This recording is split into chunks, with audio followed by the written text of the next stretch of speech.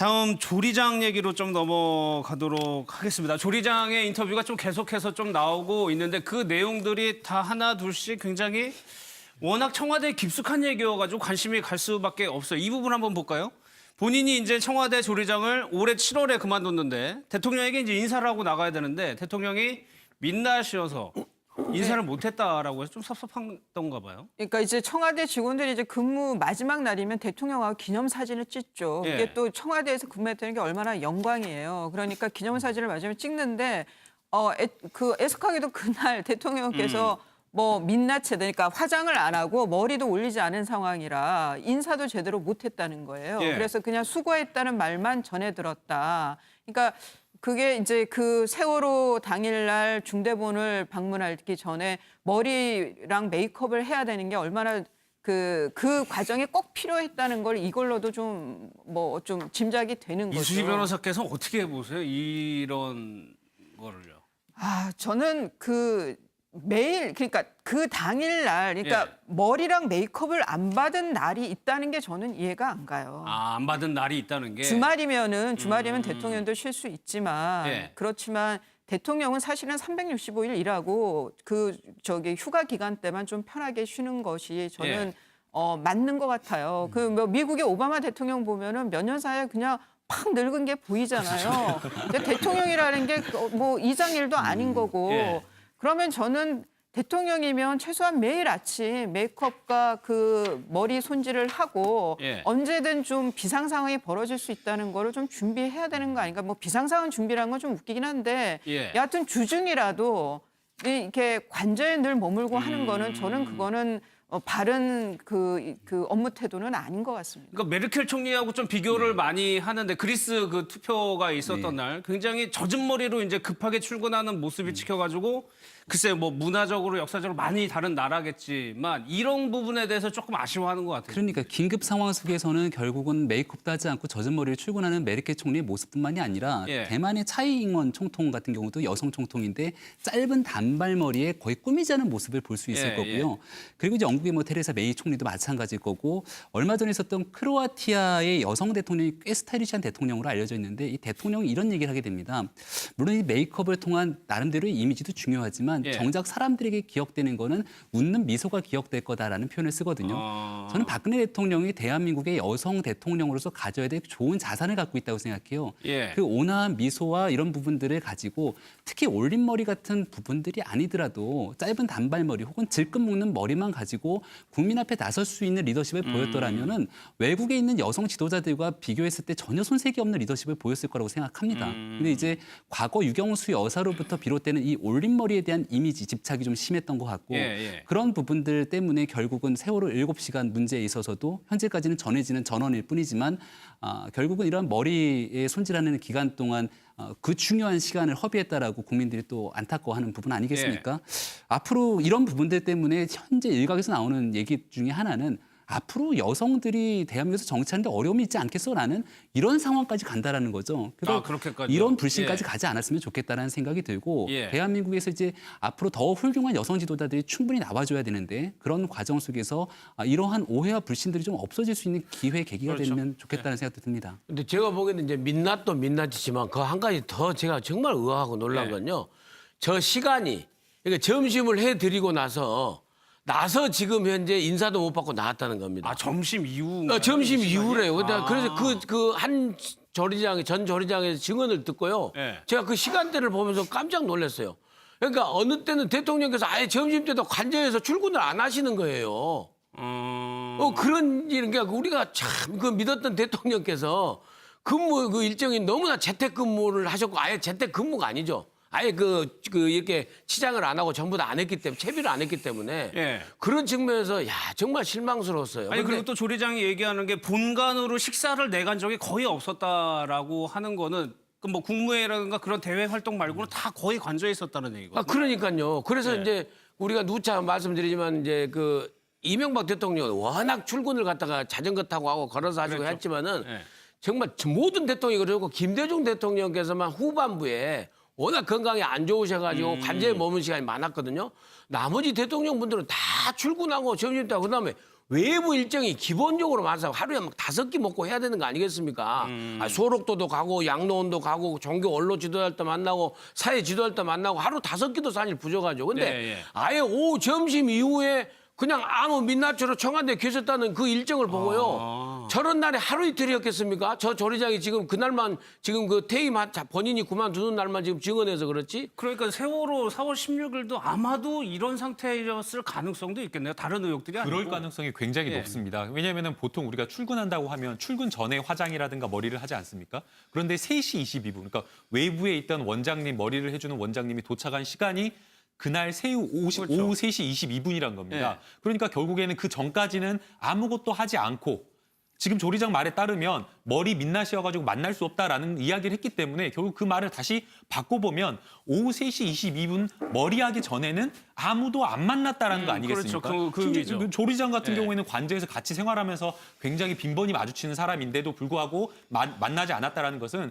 결국에는 비서진이라든가 이런 공직에 있는 어떤 그런 사람들조차 만나지 않았다는 그렇죠. 거고 네. 실제로 지난주에 방영된 그것이 알고 싶다 해서 분석을 해보니까 한 5주 동안 수요일 날 박근혜 대통령의 수요일 날 일정이 없었다고 합니다. 예. 그러니까 세월호 그 2014년 4월 16일 그 이전으로 한 5주 동안 수요일 날 아예 일정이 없어서 예. 실제로 그날 뭐 아예 주중 휴일이었는 거 아니냐. 예. 뭐 외부 일정을 잡지 않고 그냥 관저에서 머무르면서 아무 업무도 본 것이 아니냐라는 이야기를 하고 있고 지금까지 우리가 뭐 국민들이나 뭐 특조위나 뭐 특검에서도 다 뭐 세월호 7시간을 밝히겠다라고 이야기를 하는데 어떻게 보면 박근혜 대통령이 무엇을 한 게 아니라 예. 아무것도 안 한 것이 진실이 아닐까라는 오히려 그게 지금 진실이 아닐까 예. 그런 지금 추론을 할 수 있게 하는 것 그러니까 같습니다. 그 정도 엄청난 일이 있었을 거다. 그래 대통령이 굿 안 했다 이런 얘기까지 했는데 오히려 아무 일도 없었던 가능성이 지금은 좀 높아지는 것 같아요. 그러니까 두 가지 측면이 있는데요. 첫 번째는 그 대통령과 청와대 해명들이 명확하지 않기 때문에 오해와 의혹들을 증폭시켰던 측면이 있는 겁니다. 예.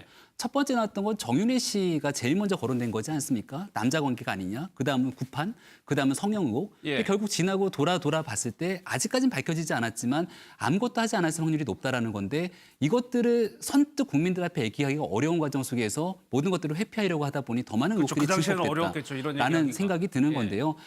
지금이라도 저는 아무것도 하지 않은 죄도 굉장히 큰 죄라고 할 수 있는 거죠. 왜냐하면 예. 대한민국 대통령이라고 하는 자리는 대한민국의 국민의 생명과 안전을 담보해야 되는 자리인 거고 그 과정 속에서 많은 국민들이 제일 아쉬워하는 대목은 그 사건이 일어났던 그 골든타임 기간 동안 대한민국의 군 통수권자가 국가의 원수라는 사람이 모든 국가의 공권력을 활용해서 할 수 있는 조치들을 다 취했더라면 혹시나 해군이라든지 군병력을 도출한다거나 아니면은 쓸 수 있는 모든 자원들을 같이 도입했다라면 예. 결과가 달라지지 않았을까 하는 아쉬움에 이러한 얘기들이 계속 나오는 거기 때문에 예. 일각에 있는 사람들은 대통령이 그 문제를 해결하는 사람이 아니라 모든 것들을 위임했기 때문에 위임받은 사람들이 하면 되는 것일 뿐 대통령은 그 자리에 아무것도 하지 않아도 된다라고 얘기하는 사람들이 있으나 박근혜 대통령의 스타일상 그동안 모든 것들을 사람들에게 위임하고 그 사람들이 할 수 있는 권한을 줬는고 하면 절대로 그렇지가 않았다라는 거죠. 아주 낮은 단위에 있는 사람들의 인사까지 문고리 3인방과 대통령이 청와대 인사에서 다 권력을 쥐어지고 있었던 것도 사실 아니겠습니까? 예. 그러니까 이 모든 것들에 대한 비난과 책임을 결국은 피할 수 없는 상황이기 때문에 예. 이제는 이런 논란에 대한 좀 종식이 이루어질 때가 왔다라고 보고 예. 모든 것들에 대한 진짜 솔직한 해명들이 마지막 남은 과제라고 볼 수 있습니다. 예. 근데 당에 있었던 분들이 지금까지도 굉장히 긴가민가 하면서 좀 이해가 안 간다고 하는 거는 당대표를 하고 이럴 때는 저 정도가 아니었단 말이에요. 아, 저 정도는 그래요? 아니었다라는 평가예요. 그러면 대통령께서 왜 청와대를 들어가서 이럴 사단이 날 정도까지 저랬을까? 그러니까 그러면 업무 스타일이 이렇게까지는 아니었다는 네, 말씀이시죠? 당에서 뭐 가끔씩 보고서나 이런 것들이 이제 뭐 많은 증언들이 있기는 하지만 네. 뭐 보고서가 나갔다 들어오기도 하고 뭐 아니면은 이제 뭐 그 결정해야 되는 게 늦어지기도 하고 그랬지만 어쨌거나 그래도 당에서 후보라든가 당 대표를 쓸 때는 그 당의 조직, 당의 관료들이나 당의 그 의원들이 옆에서 하는 그런 그러니까 공조직 내에서의 그 라인이 제대로 움직여서 그때는 이렇지는 않았다라고 하거든요. 그러니까 이게 뭐 이거 정말 엉뚱한 해법이지만 청와대가 정말 너무 이제 구중궁궐인 것 같아요. 위치 자체가. 좀 이제는 좀 다음 대통령이 좀 이 청와대 위치라든가 청와대 시설의 그 뭐 같은 거를 좀 바꿀 필요가 있을 것 같습니다. 그렇죠. 그래서 이제 청와대 아예 대통령 집무실을 이 정부 그 종합청사 있지 않습니까? 강원 앞에 있는 예. 그리 대통령에서 출근하게끔 하자 이런 의견도 사실 있었거든요. 그러니까 대통령 집무실을 아예 예. 그 정부 종합청사 안에 국무총리실 있는 대로 서울청사 있는 대로 그런 의견도 있었고요. 그다음에 김무성 대표도 그러니까 지금 친한 기자를 증언한 게 예. 원래 이게 애국의 해외 출장을 한번 갔는데 이 머리 풀고 민낯 해보니 아무도 안 만난대요. 그래서 본인이 한번 밀고 들어가서 이렇게 얘기했는데 굉장히 당혹해하고 언짢아 하더라고. 이제 그런 증언을 한 적이 있거든요. 네. 그렇지만 이렇게 아침에 안 나오진 않았다는 거죠. 오전 시간에 이렇게 대통령 대표 시절에 의원 시절에 그 이수희 변호사 말씀하신 것처럼 아침에 이렇게 안 나오거나 그러진 않았다는 거죠. 그래서 예. 아무튼 근무 행태가 이상하게 됐고요. 예. 그런 측면에서 아주 대통령의 집무실을 밖에다 두고 공식적으로 좀 출퇴근 개념을 하자는데 그런 의견이 그런 나올 얘기까지요? 정도입니다. 예, 예. 알겠습니다. 이 한상훈 조리장에 대해서 그래가지고 지금 굉장한 관심이 좀 쏠려 있죠. 기자들도 다 그 식당 안에 가 있다는데 앞에요. 지금 연락이 안 되고 있습니다. 저희 제작진도 한번 좀 연락을 시도해봤습니다. 들어보겠습니다. 한상훈 조리장님이 하시는 가게 맞죠? 네, 맞습니다. 아, 지금 영업은 계속 하시나요? 네네네. 아, 그럼 조리장님은 나오세요? 아니요, 지금 기자분들 때문에 못 나오고 계세요. 조리장님 지금 거치가 확인이 안 된다 그래서 가게 잘은 계시는데 저희가 어디 계신지나 그런 거는 저희도 몰라요. 네. 연락이 오기는 오세요? 네네네. 직원분들께 뭐 이렇게 전하신 말씀이나 이런 거는 없나요? 아니요, 따로 그런 말씀은 없어요. 일단 직원은 잘 지내고 있다고는 얘기하는데 왜 중요하냐면은 검찰이 어제 발표를 했지만은 검찰 발표보다 이 조리장의 얘기가 더 한 걸음 더 깊숙한 얘기들이거든요. 예, 맞습니다. 올해까지 최순실이 왔었다는 거예요. 예, 그러니까 어떻게 보면은 국정조사나 이런 데서 다 뭐 증인 이야기를 불러서 듣고 있는데 네. 국민들이 원하는 대답은 정말 하나도 나오지 않고 있지 않습니까? 그런데 오히려 박근혜 대통령의 머리를 했던 원장님이라든가 조리장을 했던 분들에서 굉장히 내밀하고 그렇죠. 의미 있는 네. 이야기들이 나오고 있습니다. 실제로 지금 뭐 이야기를 들어보면 어제 발표한 검찰 수사 결과에 따르면 최순실 씨가 한 뭐 2013년도 정도에 한 10번 정도 비표 없이 이렇게 들락날락 했다라고 이야기를 하고 있는데 예. 검찰이 확인한 거는 그건데 지금 조리장 이야기에 따르면 예. 거의 올해 6월 그러니까 본인이 나오기 전까지 매주 일요일마다 나와가지고 최순실 씨가 비서관 3인방을 데리고 회의를 주재했다라는 걸 그러니까 차이가 크죠. 지금 엄청나게 검찰 큰 발표하고. 겁니다. 그러니까 예. 국정농단 사태가 그 박근혜 대통령 집권 초기부터 지금까지 쭉 이어왔다는 걸 이야기를 하고 있기 때문에 예. 그리고 그 진술 자체가 굉장히 매우 신빙성이 있습니다. 실제로 왜 그러냐면 밥을 어떤 거를 해갔다. 그러니까 스키야시라고 하는 밥과 그다음에 김밥을 넣어줬는데 또 김밥을 처음에는 외부에서 한 10번 정도를 사다 줬는데 또 이제는 또 본인이 직접 말아가지고 싸달라고 했다라는 그런 이야기를 하고 있기 때문에 예. 굉장히 내밀하고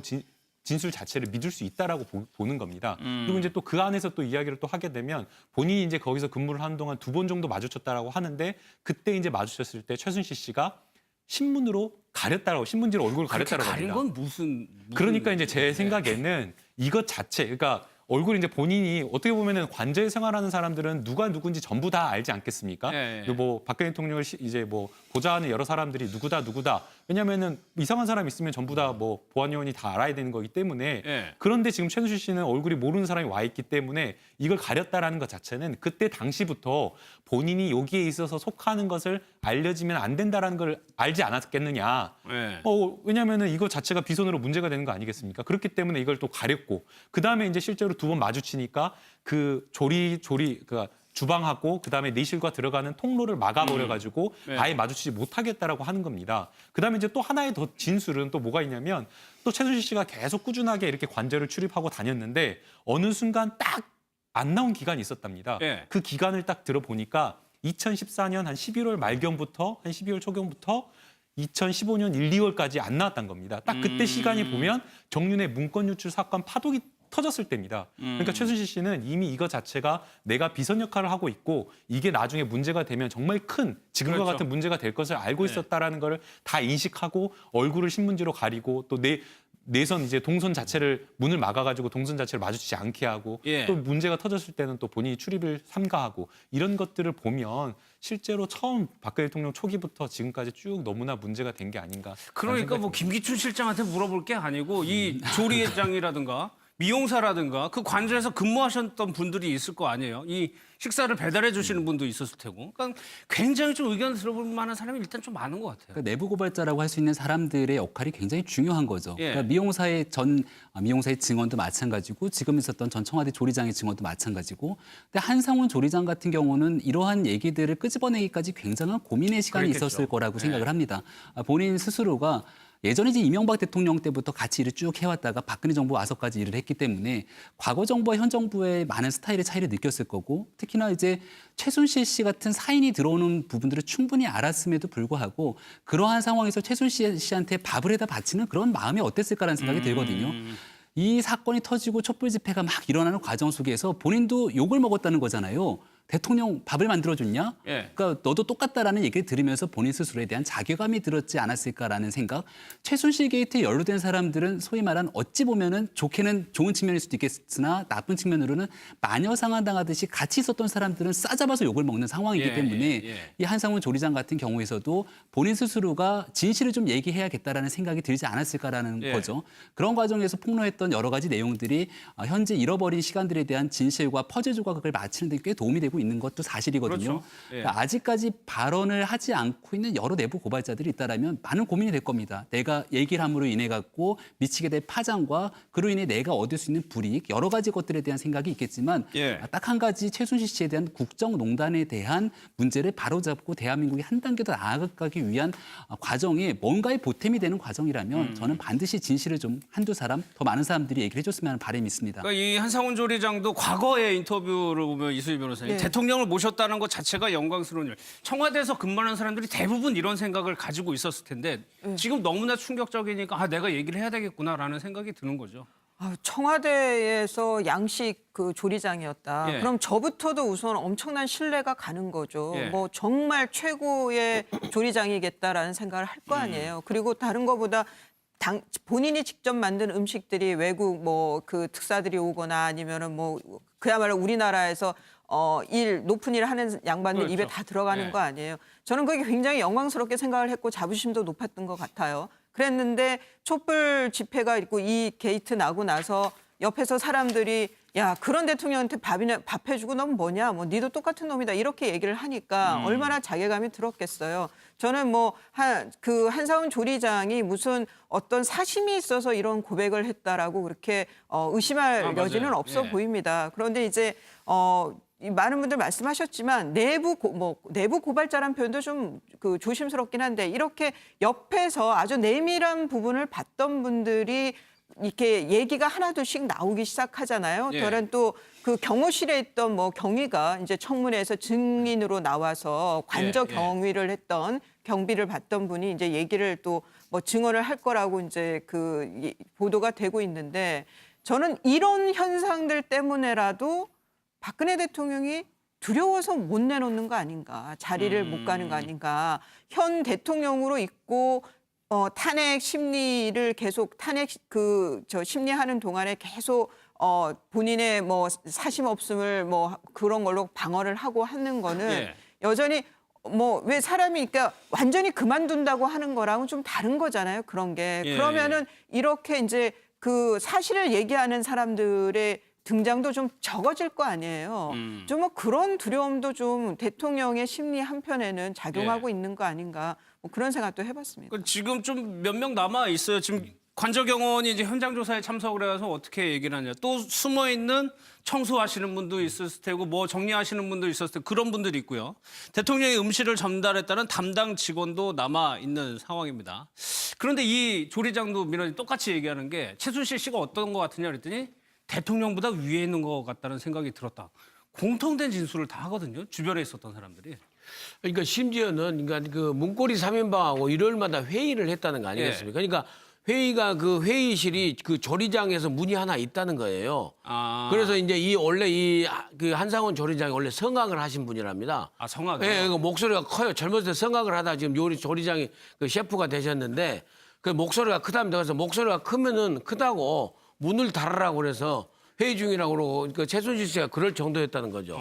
그러니까 그런 분위기를 보면서 네. 완전히 그 정기적으로 일일마다 해서 하고 더더구나 또 회의 순방 전에는 뭐 반드시 들어와서 맞아. 최순실 평일이어도 들어왔다고 그랬죠. 예, 평일에도 들어오고 그 회의 순방 때는 평일에도 와서 최순실 씨가 가서 회의를 하고 예. 이런 분위기로 이렇게 보니까는 결국에는 본인을 또 그냥 김밥 사라 뭐 그 하나 더 주라 그러면서 본인의 음식에다 김밥 먹고 남은 것은 아마 뭐 정유라 씨를 갖다 주려고 그랬는데 또 더 싸라고 그래가지고 예. 준비하고 그래서 본인을 그 조리장을 갖다가 직원처럼 생각하고 이러기 때문에 완전히 그냥 그 사설 대통령으로 그 느꼈다는 거죠. 예, 그런 측면에서 예. 그 최순실 씨한테 위세가 대단했던 것 같습니다. 예.